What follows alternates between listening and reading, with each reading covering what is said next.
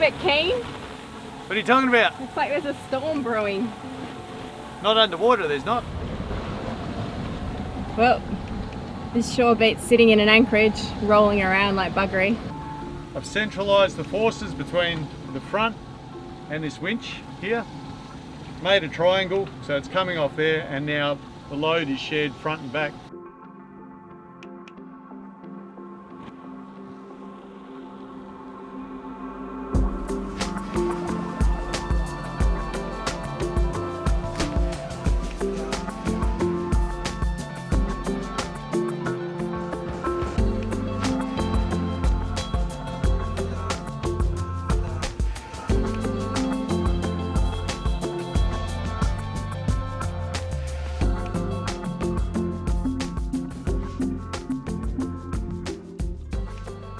With a favourable tide and wind, we decided to leave Thirsty Sound and head out to the Percy Isles, taking advantage of a short gap in the weather.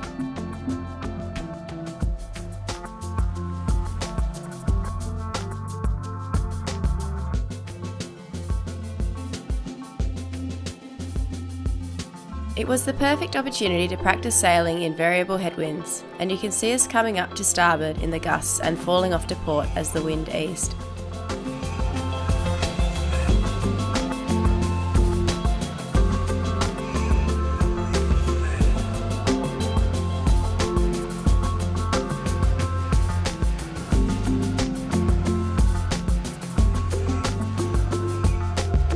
We had to gain sea room to clear the headland visible to the left of the screen.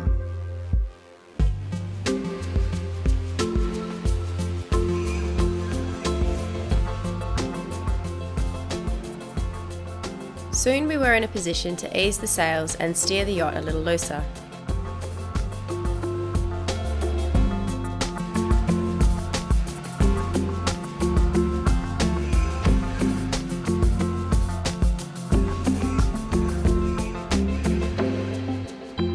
We were rewarded with an extra knot of speed.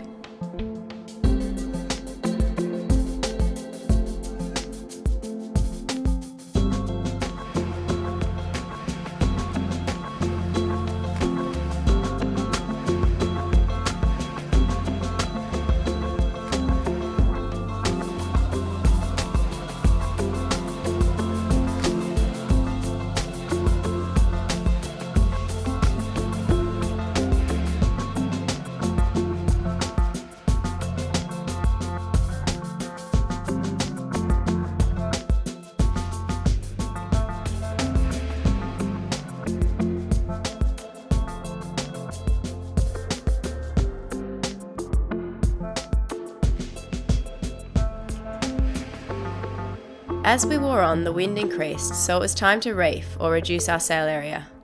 While we handled the sails, our wind vane steered the ship.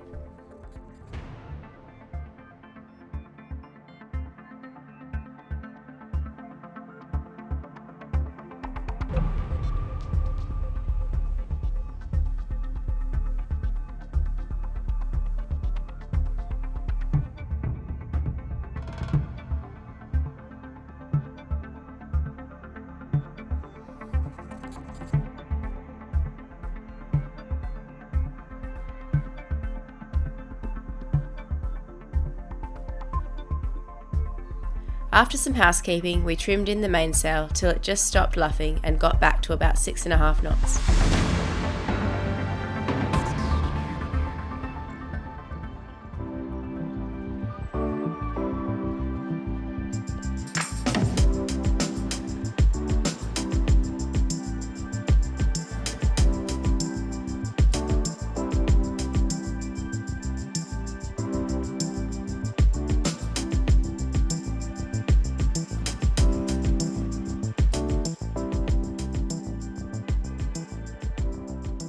We knew that once we cleared the Duke group of islands, it would be a wet and wild ride to the Percy Islands. So we dropped in our companionway washboards, tucked in behind the Dodger, and held on.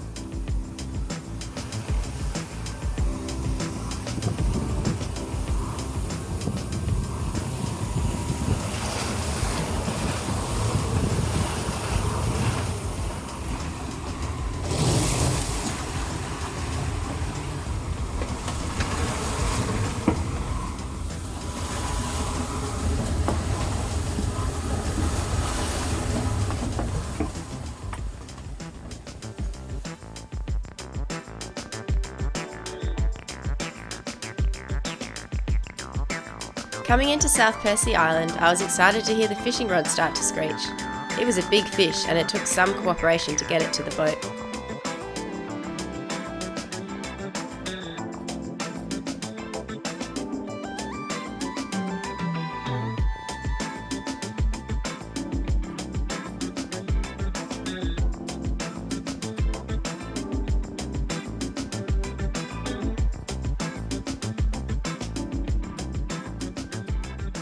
Sadly, it was a big barracuda, which is a no-take species on Roral, so we slowed right down to release it, which is a potentially very dangerous task.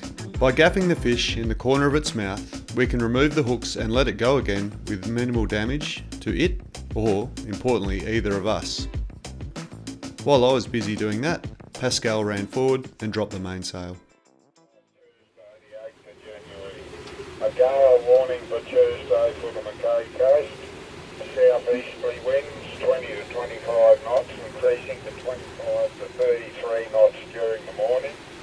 Winds possibly reaching 35 knots at times. Winds dependent on the movement of ex-tropical Cyclone Penny. Seas 2.5 to 4 metres on a southeasterly swell around a metre. You're a little bit keen. What are you talking about? Looks like there's a storm brewing. Not underwater, there's not. You need fish, eh? Oh, I need some exercise. Got cabin fever, Duff. Even with someone as beautiful as you for company.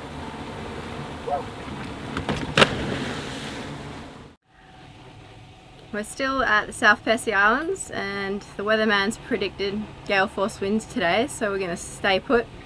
It's time to go clean the top sides of the boat and Troy's going to give the prop a scrape. The visibility's been pretty poor. We've managed to jump in and spear a few coral trout, but the visibility's been pretty poor, so we haven't filmed it. But I'll film a little bit of cleaning the boat now and you can see what it's like.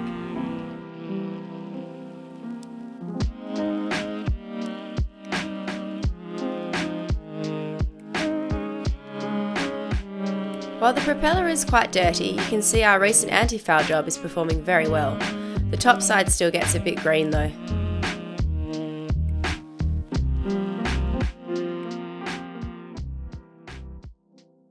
Chance of a thunderstorm, possibly severe. Forecast for Wednesday. Strong wind warning for Wednesday for Mackay coast, wind southeast to northeasterly, 15 to 25 knots, reaching up to 30 knots at times in the morning. So they're predicting the winds for tomorrow south to northeasterly. What was it? 15 to 25 knots and 30 knots in the AM. So you would think if there's a low pressure going that way and the winds are circulating this way, we must be in a position where as they come round it's coming up as the cyclone's moving here, and as it's going along it's going east, and then just before it leaves us it gives us a bit of northeasterly just before it disappears altogether, and then we revert back to easterlies. So I'm not thinking that the northeasterlies are going to be in the 30 knot range. The reason being is because the cyclone's actually moving, well the ex-cyclone is moving that way. So on the back half of it you always have the slower winds, don't you? And you always have the accelerating, the worst quadrant in the bottom quadrant in the left. In the bottom in the direction of travel. That's going to be the worst. So those southerlies and even some of the easterlies I'm imagining are going to be fairly heavy. But even northeasterlies at 15 knots, that's no issue for our anchoring gear. And if nothing else, we'll just have to take away the bridle so that we actually point into the weather for a little while, and that'll stop the rolling. The morning saw the predicted northeasterly blow in and bring a heavy sea with it.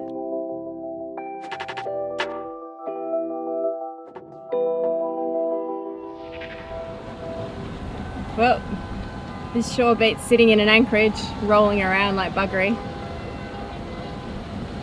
This is much more fun. More fun than buggery. More fun than buggery.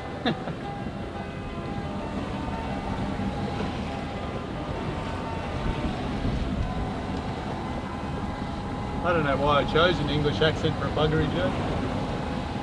Because that's what, it's an English word. I guess.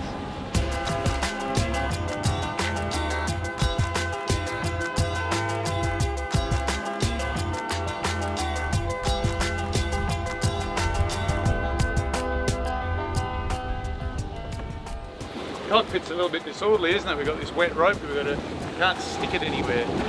Everything's damp. It's very wet. Everything's wet. At least you're not too wet. Skin's waterproof. There's a wave behind you.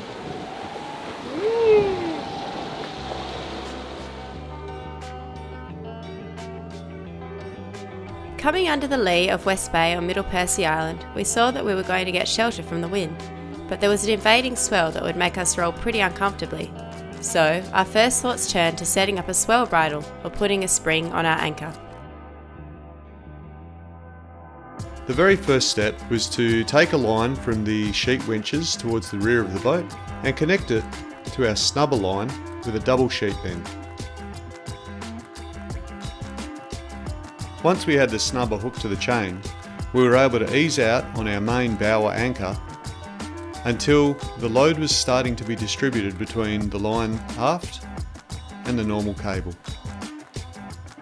Next, I tied a sacrificial line using a rolling hitch to our ankle rode. This was because Roral doesn't really have a usable fair lead and we wouldn't be able to use the normal bow roller. HDPE, it's really slippery, and we've been using this for the last 3 days for this same thing, just as a sacrificial line, and there's been no damage to it at all. It's really great. So this is just a rolling hitch.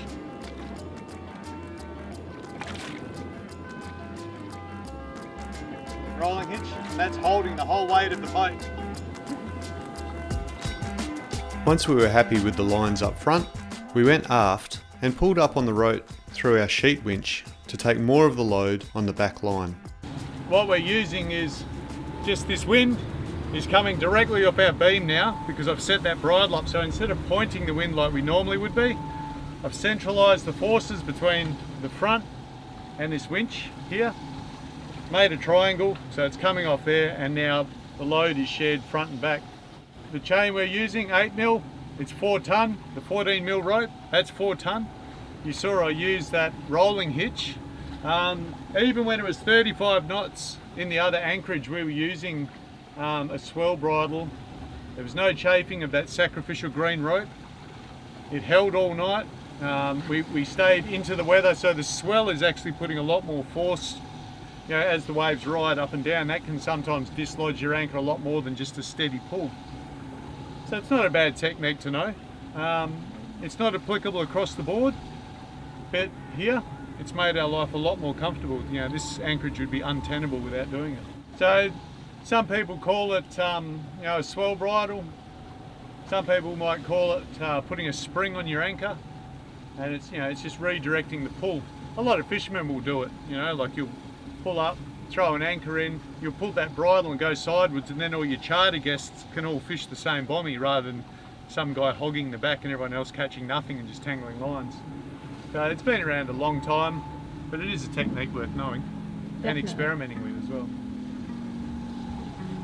With Roral all settled in and riding nicely to the swells, it was time to launch the dinghy and go ashore.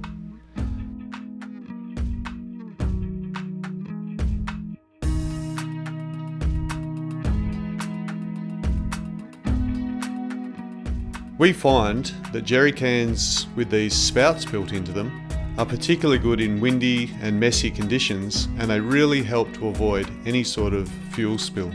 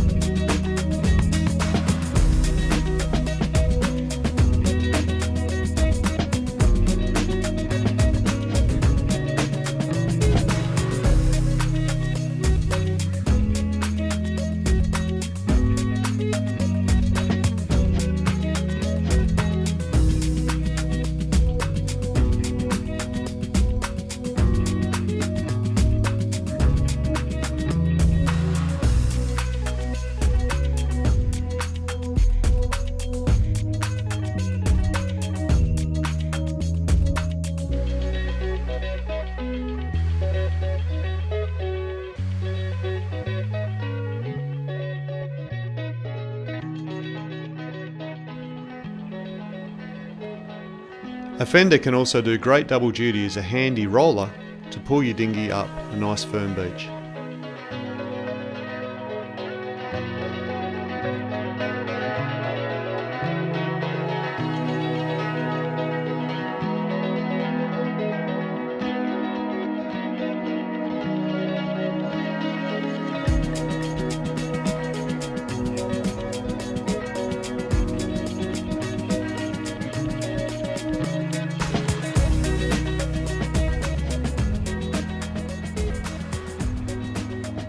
West Bay on Middle Percy Island features this A-frame, which is home to the Percy Island Yacht Club.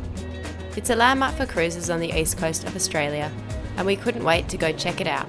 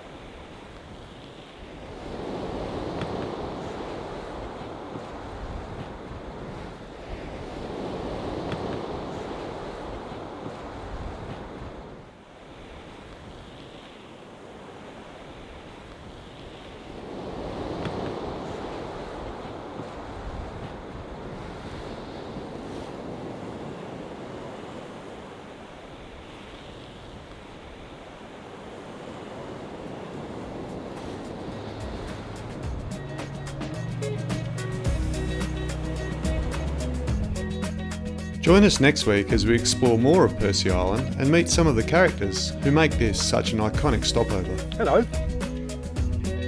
Pascal cooks up some Moroccan goat, and we enjoy some great spearfishing.